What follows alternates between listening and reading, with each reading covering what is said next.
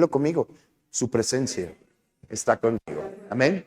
Gloria a Dios. Pues vamos a iniciar Lucas capítulo 4, por favor. Señor mío, te damos gracias por lo que vamos a escuchar. Fuera todo espíritu de engaño, de angustia, toda opresión de que el enemigo quiera aplicar, lo reprendemos en el nombre de Jesús. Y declaro, Señor, que tú nos has dado oídos para oír. Gracias porque lo que escuchamos es tu corazón y transforma nuestras formas de pensar y nuestras vidas. Fluye, Espíritu Santo. Tu unción opera en todos y en cada uno. En el nombre poderoso de Cristo Jesús. Amén. En el capítulo 4, versículo 18, Jesucristo está teniendo un servicio en la sinagoga o en el lugar de reunión y le tocó la lectura. Él iba a empezar a leer las escrituras y le tocó y abrió el rollo. Con los judíos en aquel tiempo las escrituras estaban en rollos, escritos en rollos. Sacó el libro de Isaías, en especial el capítulo 61 de Isaías, ¿sí? que describe a lo que vino a hacer Jesús. Es toda la asignatura que la unción del Espíritu Santo en Jesús iba a operar. Y dice la Escritura, el Espíritu del Señor está sobre mí. Y lo primero que dice, por cuanto me ha ungido, ¿para qué? Anunciar buenas noticias, dice. Buenas noticias, ¿a quiénes? Y de eso quiero hablar. Hoy vamos a hablar de la libertad de la pobreza. Sí, y yo no te quiero mostrar la pobreza como falta de dinero, que es una parte de la pobreza. La pobreza es un ámbito espiritual. Hay gente que tiene mucho dinero, pero vive con pobreza. Porque la palabra pobre, por ejemplo, aquí, significa mendigo o menesteroso. Hay gente que tiene mucho dinero, pero está escaso de cariño, de amor. Hay gente que tiene mucho dinero y tiene problemas de salud tremendos. Sí, hay gente que tiene dinero y sus matrimonios están desquebrajados. O sea, la situación no es pobreza, no nada más es falta de dinero. Y eso tiene que quedar muy claro. La pobreza es un ámbito espiritual que se generó con el pecado. Y vamos a ver desde los orígenes. En la Escritura nos enseña, yo quiero que vayan por favor al libro de Génesis capítulo 3 y vamos a ver las primeras consecuencias de la decisión de Adán. Primero hay que comprender que Adán estaba disfrutando de todo lo que Dios había establecido. El último versículo de Génesis capítulo 1 dice, y vio Dios todo lo que había hecho y era bueno, ¿bueno en qué? En gran manera. En el capítulo 2 narra que después de haberle dado vida, de haber formado al hombre, lo puso en el huerto y Dios empezó a sembrar, empezó a poner un huerto para poner ahí al hombre. Y aparte regaba el huerto. Yo quiero que comprendas esto. Dios te diseñó para vivir en abundancia. A ver, di conmigo. Dios me diseñó para vivir abundantemente. ¿Y por qué te diseñó en ese concepto? Porque el que tiene capacidad de bendecir. Me estoy expresando. El que abunda, puede dar. Y por eso Dios te generó conforme a su imagen y su semejanza y te hizo ser un señor, un dueño, aquel que domine. Dios cuando creó al hombre, el hombre tenía la provisión total. Dios le daba alimento. Él no se preocupaba por qué comer. Él no se preocupaba por qué vestir, porque Dios lo vestía con su gloria. Ni siquiera por el dinero. Si ustedes leen en Génesis capítulo 2, en el versículo 8 y 9, dice que de la presencia de Dios salía un río que se dividía en 4 brazos. Y uno de esos ríos visitaba la tierra de Havilá donde había oro y jalaba todo ese oro para la provisión de Adán. Te hago un comentario. ¿Te gustaría que todos los días a las 7 de la mañana, bueno, no sé a qué horas te levantas tú, pues, pero tocaran a tu puerta a 7 de la mañana y te dijeran, aquí te traigo los 2 millones de dólares que se requieren para hoy? ¿Nada más una? ¿Nada más una? ¿Sí te gustaría eso? Que tocaran a tu puerta y te dijeran, aquí Dios te mandó esto para todo lo que tienes que hacer el día de hoy. La semana pasada te explicaba que el dinero es una herramienta solamente y que Dios es el Dios, el dueño de todo el dinero y que de Dios proceden todas las cosas. Vea Primera de Crónicas, capítulo 29, por favor.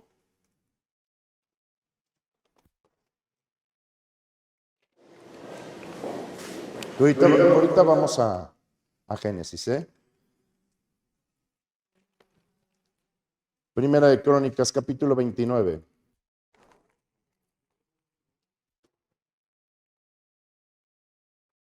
Y vamos al versículo 12. Fíjate lo que dice. Las riquezas y la gloria proceden de ti. Y tú dominas sobre todo, y en tu mano está la fuerza y el poder, y en tu mano el hacer grande y dar ¿qué? Poder a todos. Es de Dios ese poder. De Dios son las riquezas. Y Él da las riquezas. Y yo, como te dije la semana pasada, tiene un plan y un proyecto para las riquezas. Las riquezas son parte de ese plan. Y eso es desde el inicio, desde antes de la fundación del mundo, Dios había diseñado al hombre para que administrara riquezas. Riquezas que proceden de Dios. Pero ¿qué sucedió? La historia bíblica nos enseña que Adán escuchó otra voz y quiso proveerse a sí mismo, por sí mismo. Dios le dijo a los árboles, de todo árbol puedes comer, pero de este árbol que te enseña la muerte no comas, porque el día que comas de ese árbol, ese día vas a morir. Ese árbol te enseña a obtener las cosas por ti mismo y no depender de mí. Ese árbol solamente me corresponde a mí. Yo soy el dueño de ese árbol, porque soy el único de tratar con el mal o con la muerte sin contaminarme.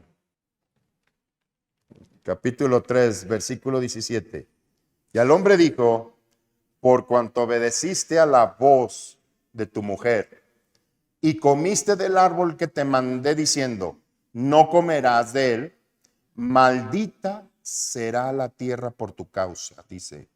Con dolor comerás de ella todos los días de tu vida. Subraya la palabra dolor. La palabra dolor se traduce como desgaste. Sí, dice, te desgastarás para obtener las cosas. El hombre no fue diseñado para proveerse a sí mismo. Fue diseñado para que la bendición lo enriqueciera. Dile a tu hermano, la bendición es la que me enriquece. Y quiero explicarte qué significa la palabra riqueza. La palabra riqueza significa que no nada más se cubren tus necesidades, sino que tienes más. Si me explico, si tú recibiste 1,000 pesos a la semana, pero con 500 pesos tú supliste tus cosas, los otros 500 se le llama riqueza. Dios no te diseñó para vivir al día. Y el mexicano es muy ducho para vivir al día. Sabe operar en la escasez. Todo el año anda ahí entre tandas, entre préstame y todo. Ahí lo anda alargando, ¿sí? Pero no sabe vivir en la riqueza. Porque viene el aguinaldo y en enero ya, aparte de no tener, queda en deuda.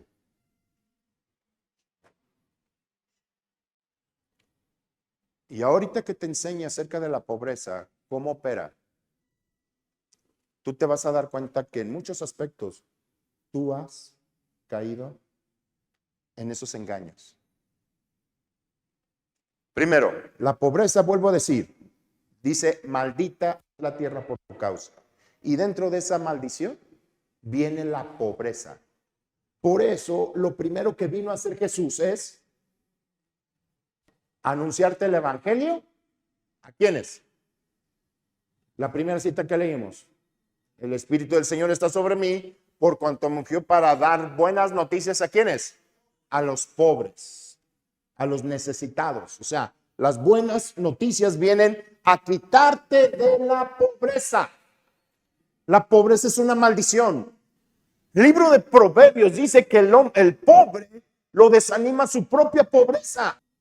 Miren, déjenme le leo un proverbio para que vean. Ve por favor al libro de Proverbios, capítulo 19. Versículo 19, capítulo 19, versículo 6. Muchos buscan el favor del generoso y cada uno es amigo del hombre que da. ¿Sí o no? El hombre que es generoso, ahí quieres tú. Hay mucha gente que quiere estar ahí alrededor. Pero fíjate el 7, dice, todos los hermanos del pobre, ¿qué dice? Le aborrece. ¿Cuánto más sus amigos? ¿Qué dice? Ahora, te quiero definir la palabra pobreza para que entiendas que es una maldición. La palabra pobreza en hebreo significa destituido.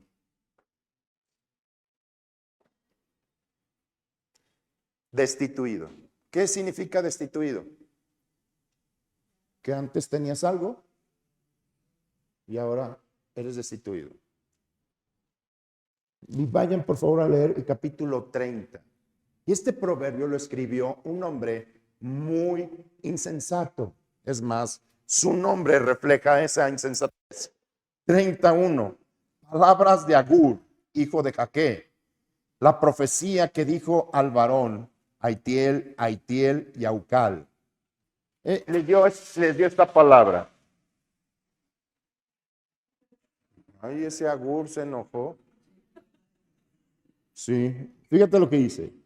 Ciertamente es más rudo soy yo que ninguno. Ni tengo entendimiento de hombre.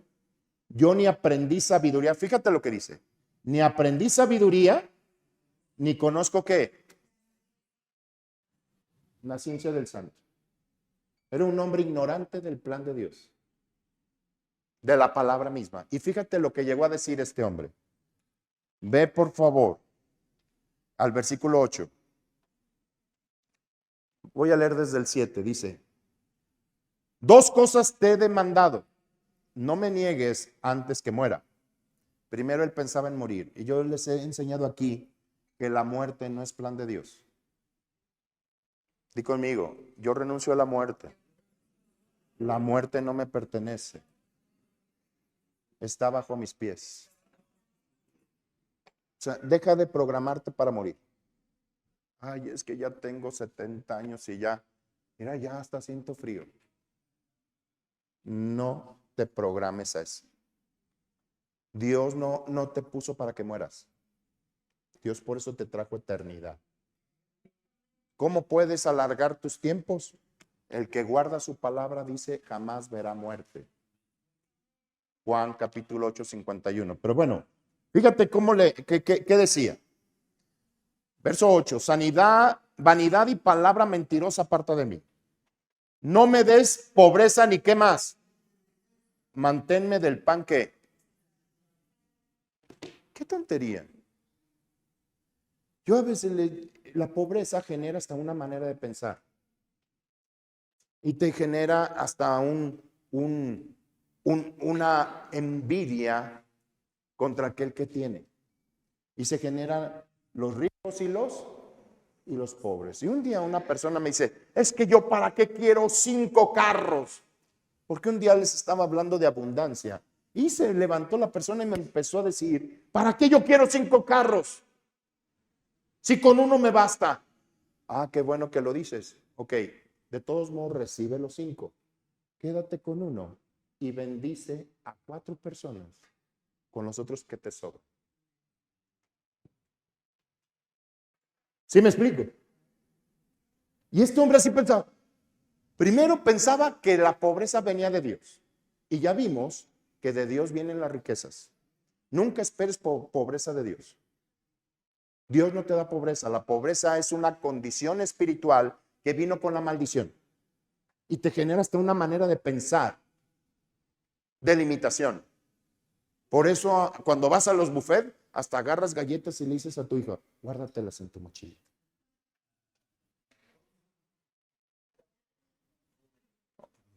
Vas a un buffet y te atascas. Platos llenos, como si mañana no fueras a comer. Porque así piensa el pobre. Aprovecho lo de ahorita. No sé que mañana que vaya a comer. ¿Tú crees que el rico tiene problemas de eso? Al contrario, el rico está diciendo, está buscando lugares donde probar diferentes platillos. Una vez una hija mía me llevó a comer comida fusión. A muchos no saben qué era. Yo no sabía qué era. Yo pensaba que fusión era porque estaba chiquito. Porque cuando me pusieron un plato, vi algo ahí. Y yo, pues sí, la fusionaron. No, es que este es un platillo especial. No, esto como que el plato está sucio porque mira, tiene algo ahí. No, eso es la comida. Y yo empecé a comer. Y se me vino a la mente cómo los platillos de los ricos no son abundantes, sino preparan nada más para que satisfagan su paladar. ¿Me explico? Y muchos comen como si mañana no fueran a comer. Yo era uno. Por eso entienden los cachetes que se operaban. Sí. Y así piensa el pobre. Y piensan en limitaciones. Y guardan las cosas como si mañana no hubiera. Por eso vean los closets de mucha gente y tiene ropa de hace 10 años. Por si vuelve a venir esa moda. ¿Sí o no? La moda es cíclica, ok, pero ahí andan guardando cosas porque puede ser que las vayan a necesitar y no caminan ligeros. Entendiendo que Dios provee de todas las cosas y te las da en abundancia para que las disfrutes, así dice una escritura. ¿Qué es lo que hizo la maldición? Que te enfocaras en ti, en tu propio esfuerzo, en tu propia capacidad de obtener cosas. Esa es la maldición. ¿Por qué? Porque el hombre estaba destituido de esa gloria o de esa capacidad de riquezas que Dios daba. ¿Sí lo estás recibiendo? Sí. Entonces el hombre pensaba como no me des ni pobreza ni riqueza, no vaya a ser que teniendo mucho me olvide de ti. O teniendo poco robe y te blasfeme. Y a veces piensan, es que no, ¿para qué tengo mucho dinero? No vaya a ser que con mucho dinero vaya a hacer algo mal con Dios, pensando que los ricos se pierden. Y no es cierto. El ministerio de Jesús era un ministerio rico. Y ahorita que acaba de pasar la Navidad, yo les explicaba algo. Dios mandó a su Hijo Jesucristo por un proyecto. ¿Estamos de acuerdo? Sus papás al principio no tenían recursos. Antes de que llegaran los magos, dice la escritura que tenían que ofrecer a los 8 días una ofrenda especial. Y la Biblia dice que a los 8 días tenían que ofrecer un cabrito, pero si no tenías dinero, podías ofrecer unas palomas. ¿Y sabes qué ofrecieron a los 8 días de que Jesús nació? Unas palomas. ¿Qué te da a entender? Que al principio sus papás no tenían muchos recursos. Pero cuando vinieron los magos, que no eran 3, Ni era Melchor, Gaspar y Baltasar, jamás dice eso. Y no eran reyes, eran sabios, astrónomos, que seguían la estrella de lo que en algún tiempo se les reveló por medio de Daniel, que iban a ser un Salvador. Y ellos seguían la estrella y traían ofrenda para un rey, porque ellos dijeron, ¿dónde está el rey de los judíos? Y la ofrenda de un rey en aquel tiempo era oro, incienso y mirra. Cada uno tenía que traer eso. Entonces, ¿Dios qué hizo? La escritura dice que jamás se cerrarán tus puertas porque a ti vendrán las riquezas de las naciones. ¿Les muestro esa cita? Vayan a Isaías para que lo conozcan.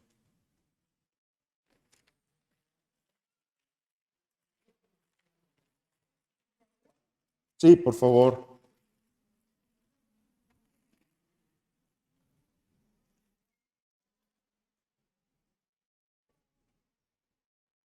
Capítulo 60. Versículo 11 dice, tus puertas estarán de continuo abiertas, no se cerrarán de día ni de noche, para que a ti sean traídas las riquezas de las naciones y conducidos a ti, ¿qué? Los reyes. Esto es para la iglesia. ¿Por qué? ¿Por qué mandó magos desde el oriente? Porque traía la provisión para el proyecto que Dios tenía para Jesús. Yo te había enseñado que Dios te pone una visión, el plan que Él tiene para ti. Pero en esa visión, pues yo sé que hay cosas que hay que pagar, pues también te da la provisión. Y con ese dinero, José empezó su empresa de carpintería.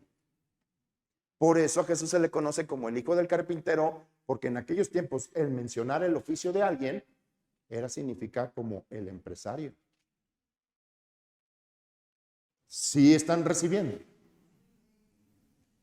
Pero ¿qué pasa si José se hubiera centrado en él? Dijo, ay, ahora tengo que trabajar hasta por un hijo que no engendré yo. Sino que entendió que la bendición venía. Porque así dice, Proverbios 10:22, la bendición de Dios es la que te enriquece y no añade desgaste, dolor. No te duele. La bendición te va enriqueciendo. ¿Lo estás recibiendo? Ahora bien, ¿qué es lo que sucedió? Sí. Con el pecado, Adán entregó el dominio a Satanás y Satanás estableció en la tierra un imperio, una forma de gobierno. Ve a Hebreos capítulo 2, por favor.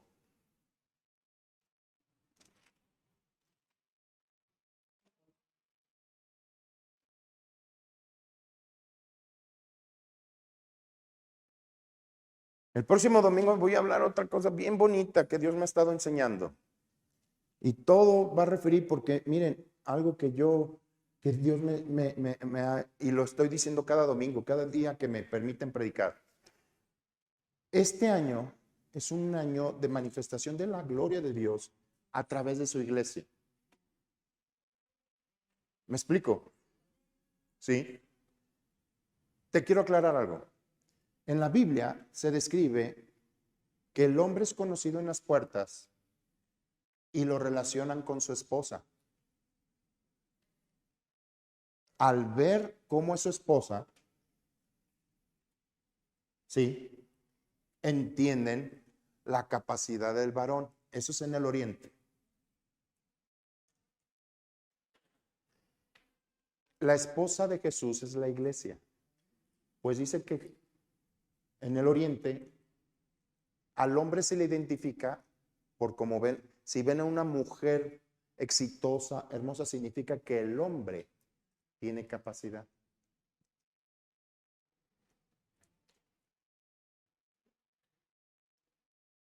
¿Cuántos dicen amén? Digan digan las solteras, amén. Besos. Sí. ¿Por qué? Porque dice la escritura que Cristo, su gloria es el hombre. Pero la gloria del hombre es su esposa. Allá hubo amenes femeninas. ¿Qué significa?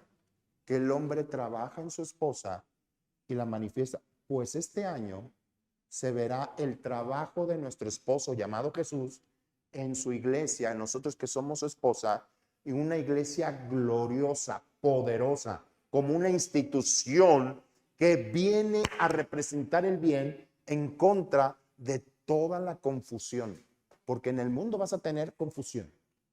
Ahí no se ponen de acuerdo ni siquiera los encargados financieros. En todo están confundidos. ¿Sí? Se preocupan de cosas que el reino ya tiene planeado. Si quieres ver más contenido, síguenos en nuestras redes sociales, dale me gusta, comparte, activa las notificaciones y prepárate para lo que viene.